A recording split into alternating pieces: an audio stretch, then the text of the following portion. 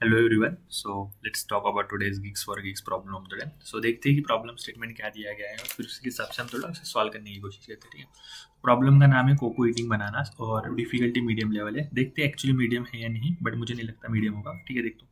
So cocoa is given an अरे ARR which where each element represent a pile of bananas. She has exactly k hours to eat all the bananas. मतलब उन्होंने क्या कहा है कि cocoa को एक अरे दिया गया है ARR। ठीक है, उसमें पाइल्स ऑफ बनाना है, मतलब एक केले का गुच्छा हो सकता है। ठीक है, कुछ बनाना से मतलब 8 9 10 से कुछ भी बनानास हो गए और उसको ये सब बनानास खाने, मतलब ये जो टोटल बनानास है अगर मैं इसको मल्टीप्लाई करूंगा तो 27 बनाना से उसको खाने के लिए उसको के आवर्स लगते हैं। ठीक है, अब उन्होंने और कंडीशन दी है, each hour Koko can choose a one pile, मतलब इसमें से कोई भी एक पाइल को कोको चूज कर लेगी and eat up S bananas. ठीक है, और उसमें से बस एस ही बनानास खाएगी। ठीक है, एस बनानास। ठीक है, अब एस क्या है हम देखते हैं। ठीक है, if the pile has at least S bananas she can eat exactly S bananas. मतलब अगर जो पाइल है समझो उसमें, मतलब जो पाइल है, मतलब मैं बोलता हूँ अरे ऑफ आई, अगर उसमें एस से ज़्यादा बनानास हो गए, कम से कम एस उससे ज़्यादा हो सकते हैं, तो उसमें से बस वो एस ही बनानास खाएगी। मतलब वो क्या करेगी, अरे ऑफ आई माइनस एस, तो वो मतलब एस बनानास खाएगी और उसके पास वापस से इतने बनानास बच जाएंगे। ठीक है, मतलब रिमेनिंग बनानास है ना। और फिर उसके बाद क्या कहा है उन्होंने, if pile has a fewer S bananas then she can eat entire pile. ठीक है, मतलब अगर इसके अपोजिट मतलब array of I is less than S है तो वो पूरा अरे ऑफ आई को खा लेगी, है ना, मतलब उतने पाइल को पूरा खा लेगी। Koko can eat only one pile per hour. Okay, your task is to find a minimum value of S bananas per hour such that Koko can finish all the piles within hours. Okay, तो देखो अब इस problem statement में क्या क्या दिया है। हमें दिया है एक अरे जो कि कह रहा है पाइल्स ऑफ बनानास, है ना, और फिर उन्होंने कहा है कि हमें के दिया है, के क्या है, आवर्स। ठीक है, उसके बाद उन्होंने एस क्या है, एस हमें फाइंड करना है, इसको क्या फाइंड करना है, मिनिमम वैल्यू। ओके, और फिर उसके बाद उन्होंने और क्या दिया है, कुछ कंडीशंस दी है, वो तो समझ में आ गया। उसके अलावा क्या है, उन्होंने एक कंडीशन दी है कि ओनली, उन्होंने क्या कहा है यहाँ पर, वन पाइल पर आवर। ठीक है, और एस बनानास पर आवर, मतलब वो एक आवर में एक ही पाइल खा सकती। ठीक है, Koko can eat from one pile per hour, मतलब एक घंटे में एक ही पाइल खा सकती।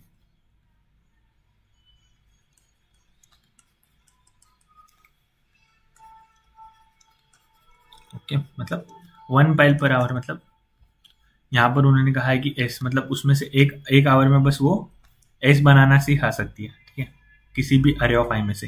ठीक है, एक आवर में एस बनानास खा सकती है और हमें बस देखना है कि वो के आवर में सब बनाना खा पाती है या नहीं, और उसके लिए एस की ऑप्टिमल वैल्यू फाइंड करना है। ठीक है, तो अब जो एस फाइंड करना है, आपके पास अरे भी दिया गया है और सब चीज़ें दिए गए। ठीक है, तो ये देखो, अब मैं क्या कहता हूँ कि अरे तो गिवन है, के भी गिवन है, मतलब के आवर से, फिर उसने ये कंडीशन भी दी है कि वो एक आवर में बस ऐसे बनाना सी खा सकती है एक पाइल में से, है ना, या पूरी एंटायर पाइल खा सकती है, उसके लिए एक आवर की कंडीशन दी और मुझे बताना है कि के आवर्स में वो पूरे अरे के एलिमेंट्स खा सकती है या नहीं। इसके लिए मुझे प्रॉपर एस फाइंड करना है, सबसे छोटा एस कौन सा है। ठीक है, तो पहले तो एस की वैल्यूज कहाँ से स्टार्ट होगी। ठीक है, मैं बोलता हूँ पहले सबसे मिनिमम वैल्यू 1 होगी। ठीक है, कि वो 1 बनाना एटलीस्ट खाएगी, और मैक्सिमम वैल्यू, ठीक है, अरे ऑफ यहाँ से कंस्टेंट में से देख लो कि अरे ऑफ आई 1 है तो मतलब 0 से नहीं स्टार्ट होगा, और लास्ट में वो मैक्सिमम वैल्यू क्या होगी, मतलब जैसे स्टार्टिंग वैल्यू ये हो जाएगी, है ना, मतलब आई इज इक्वल टू 0 1 हो जाएगा ये, तो i is less than equal to n क्या होगा, मैक्सिमम वैल्यू क्या होगा, तो मैक्सिमम वैल्यू होगी मैक्सिमम ऑफ अरे।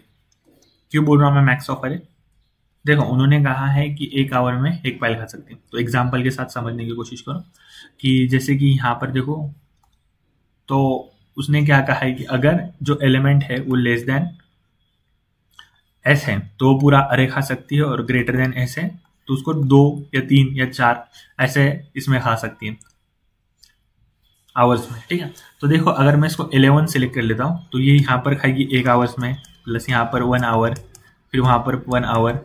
ठीक है, that is very bad. Okay, अगर 11 लिया तो इसने पहले को 1 आवर में खा लिया, इसको 1 आवर में खा लिया, फिर इसको भी 1 आवर में खा लिया, और इसको भी 1 आवर में खा लिया, तो 4 आवर्स में उसने सारे एलिमेंट खाली, है ना। तो देखो ऐसे ही मैं 2 ले सकता हूँ, मतलब 11 लेने के बाद, फिर मैं 10 लेने के बाद, ऐसा कुछ चलेगा। तो देखते एग्जाम्पल के साथ समझने की कोशिश करते हैं। देखो रेंज तो मेरी 1 से 11 है, तो पहले एग्जाम्पल को ही लेता हूँ। तो एग्जाम्पल फर्स्ट ले लेता हूँ, जिसमें आपको एक अरे दिया गया है जो कि क्या है 3 6 7 11,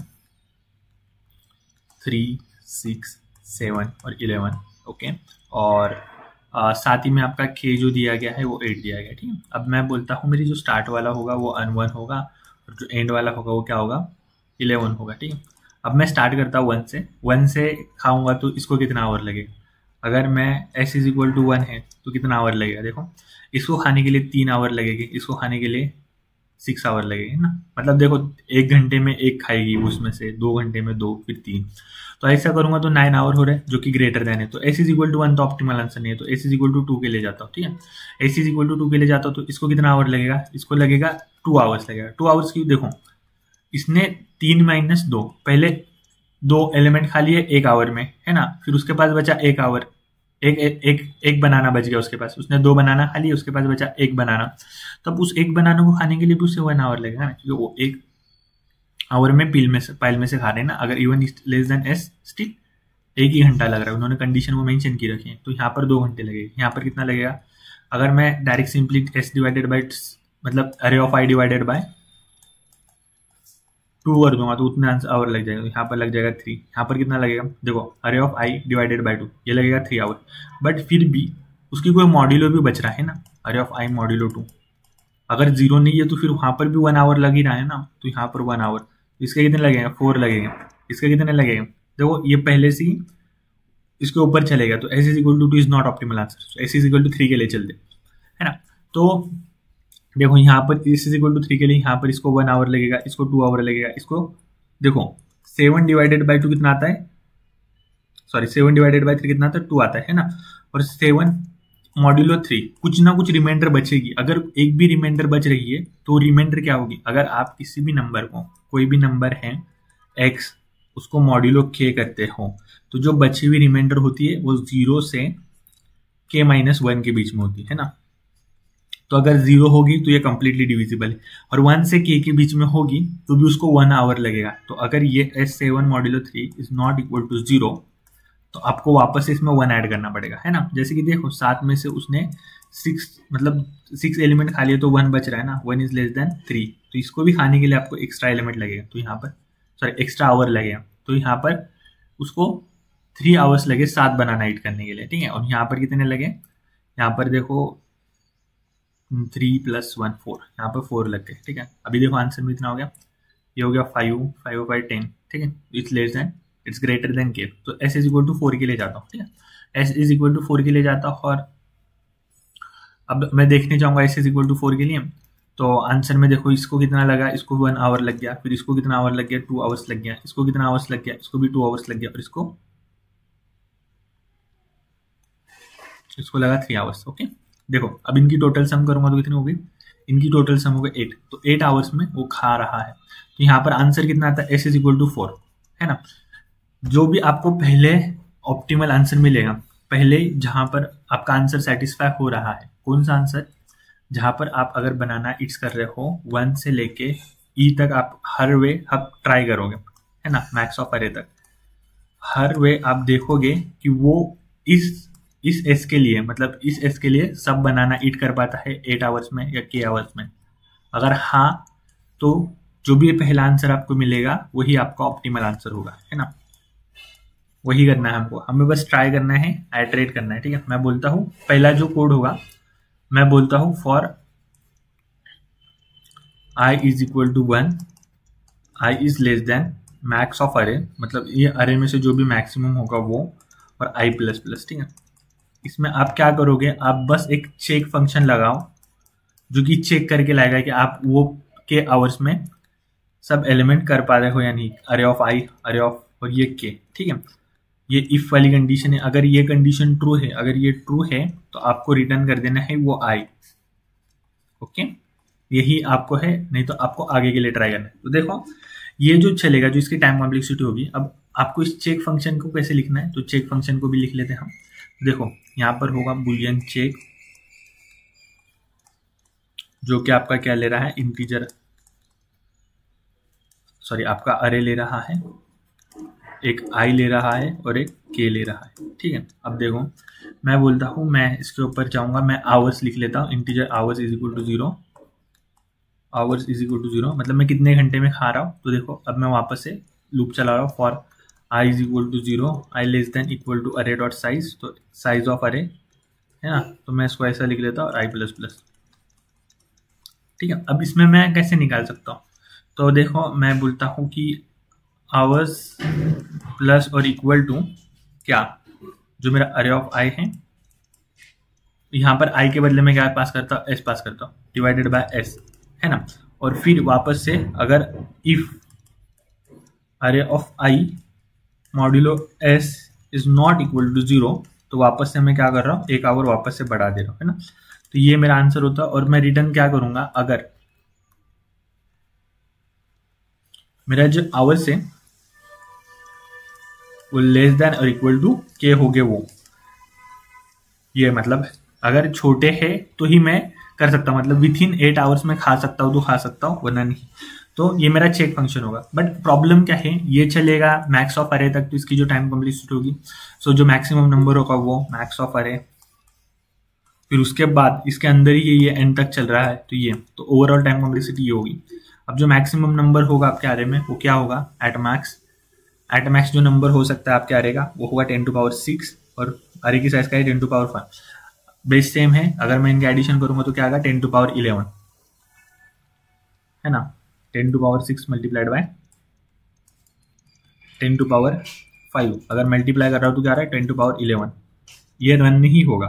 ठीक है, ये टीएल ही देना है। ओके, तो अभी इसे ऑप्टिमाइज कैसे कर सकता हूँ, तो यहाँ पर सिंपल सी चीज है कि 1 से मैक्सिमम अरे तक वैल्यू जा रही है, और मैंने फर्स्ट एलिमेंट ही देखा था यहाँ पर 4, मतलब मेरे को कैसे, मेरा पास समझो ये एस था और ये मेरे पास समझो ई था, और मेरे को 4 यहाँ पर मिल गया। और मैं क्या हो रहा हूँ कि अगर इसके आगे से कोई भी एलिमेंट लूंगा, जैसे हमने 11 को भी लिया, तो भी उससे मैं के आवर्स में बनाना खा सकता हूँ, लेस देन आवर्स में, अगर इसके आगे से कोई भी एस लिया तो। ठीक है, और इसके पीछे से कोई भी एस लिया तो मैं नहीं खा सकता। तो यहाँ पर कुछ बाइनरी सर्च से अप्रोच आती है कि अगर हमें ऑल पॉसिबिलिटीज ट्राई करना है तो हम बाइनरी सर्च कर सकते हैं। अब कंडीशंस कैसी होगी, देखो जहां पर भी मुझे मिड मिल रहा है, अगर आपका चेक सही है, मतलब यहाँ पर आपका आंसर में, ये जो आंसर में आप एस को अपडेट कर रहे थे, यहाँ पर क्यों कर रहे थे कि आप ऐसे जा रहे थे, इसके लिए आपको जो पहला मिल रहा था वही रिटर्न कर रहे थे। बट बाइनरी सर्च में ऐसा नहीं होगा। बाइनरी सर्च में कैसा होगा, आप कहां पर भी रुक सकते हो। अगर ये वैलिड आंसर है तो आपका वैलिड आंसर राइट साइड का पूरा होगा, तो आप इस पार्ट को निगलेक्ट कर सकते हो और आप इसके लिए सर्च कर सकते हो, इतने पार्ट के लिए। तो मैं क्या बोल रहा हूँ, अगर कोई वैलिड आंसर है तो आपको क्या करना है, इज इक्वल टू मिड -1 करना है ना। अगर वैलिड आंसर नहीं है तो क्या करना है, S is equal to mid +1। ठीक है, इससे पहले में मैंने बाइनरी सर्च के कुछ वीडियोस बनाए, उसमें मैंने सेम चीजें एक्सप्लेन की है कि आपको ऐसे फिगर आउट करना है बाइनरी सर्च की, ब्रूट फोर्स से ही आप बाइनरी सर्च फाइंड कर सकते हो। ठीक है, कोई भी एक रेंज में फाइंड करना होगा, फिक्स रेंज होगी, तो उस रेंज के ऊपर आपको बाइनरी सर्च अप्लाई करना है। ठीक है, और ये वैलिड ही है ना। जैसे देख लो कि अगर आपको एस यहाँ पर मिल रहा है कहीं पर, तो मैं क्या बोलता हूँ, इसके राइट साइड के सब एस वैलिड ही होगी आपके लिए, मतलब वो लेस देन 8 आवर्स में बनाना खाने हेल्प करेंगे के आवर्स में। इसके लेफ्ट साइड शायद ऐसा कोई एलिमेंट होगा जो कि नहीं करेगा हेल्प, है ना। तो सब पॉसिबिलिटीज ट्राई करके आप यहाँ पर एट द एंड आना है, तो फिक्स है कंडीशंस के थ्रू, है ना। तो देखो चलो इसे बाइनरी सर्च से कोड करने की कोशिश करते हैं और डायरेक्टली सबमिट करते हैं। ठीक है, ज्यादा इसमें डिस्कस करने की जरूरत नहीं है, सिंपल सा ये प्रॉब्लम। तो मैं देखो integer x is equal to 1, integer e is equal to maximum of, तो कैसे निकालता है, मैक्स एलिमेंट arr.begin और arr.end, है ना। इसमें से मैक्सिमम एलिमेंट मिल गया आपको। ओके, सो देन इसके बाद मैं क्या बोलता हूँ, वाइल एक आंसर भी ले लेता हूँ स्टोर करने के लिए -1 से, while s is less than equal to e, इसमें मिड निकाल लेता हूँ, integer mid is equal to क्या होता है, s plus e minus s/2। Okay, if check क्या होता है, अरे मिड और क्या के, तो आप क्या कर लो, आंसर को अपडेट कर लो, answer is equal to mid, पर इसके लेफ्ट साइड में भी आंसर हो सकता है ना। अगर आंसर नहीं मिल रहा तो आप क्या फाइंड करो, राइट साइड में जाओ, बड़ा एस देखो, S is equal to mid +1। Okay, और रिटर्न क्या कर दो, रिटर्न कर दो आंसर, बचा कौन सा फंक्शन, ये चेक वाला फंक्शन बचा, ठीक है। तो bool check is equal to vector int ARR integer s और इंटीजर के, ओके। अब मैं बोलता हूँ इंटीजर आवर्स, ओके, यहाँ पर हो गया if loop for int i is equal to 0, I less than ARR dot size and i plus plus, okay. अब इसमें फाइंड करो इंटीजर आवर्स, तो मैं आवर्स प्लस और इक्वल टू क्या कर रहा हूँ, array of i divided by s, okay. If array of I modulo S is not equal to 0, hours को और एक आवर्स में एक और ऐड कर दो। इसमें भी प्रॉब्लम हो सकता है, अगर ज़्यादा ही बड़ा है इस ग्रेटर देन के, तो यहाँ से रिटर्न फॉल्स कर दो आवर्स, है ना, नहीं तो यहाँ से रिटर्न ट्रू कर दो। ये वाली कंडीशन भी लगा सकते हो आप कि जब यहाँ से बड़ा हो रहा है तो फॉल्स कर देगा, अगर नहीं हो रहा तो ट्रू कर देगा।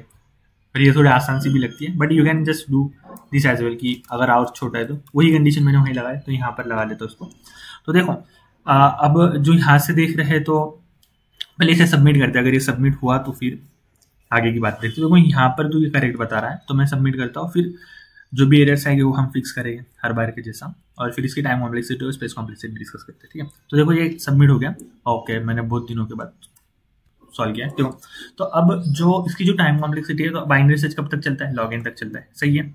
ये कहाँ तक चल रहा है, n तक चल रहा है, तो log n into n, in simple language सब जगह बताया रहता है n log n, इसकी जो टाइम कॉम्प्लेक्सिटी हो। स्पेस में क्या ले रहे हैं, स्पेस में कुछ नहीं ले रहे, big of 1, है ना, ओवरऑल टाइम कॉम्प्लेक्सिटी। और यही होता है best way to solve the binary search problem. आपको जो फाइंड करने के लिए कहा है उसके लिए सिंपल सा ऑब्जर्वेशन बनाओ, अगर वो उसकी रेंज एक पर्टिकुलर 1 to x में है और आप कोई पार्ट निगलेक्ट कर पा रहे हो, तो वहां पर बाइनरी सर्च लगना ही लगना है, ठीक है। जब ऐसे प्रॉब्लम्स आएंगे तो रीड करते ही समझ जाओगे कि बाइनरी सर्च का प्रॉब्लम, ठीक है। So this is for today, let's meet tomorrow with a new problem statement, bye.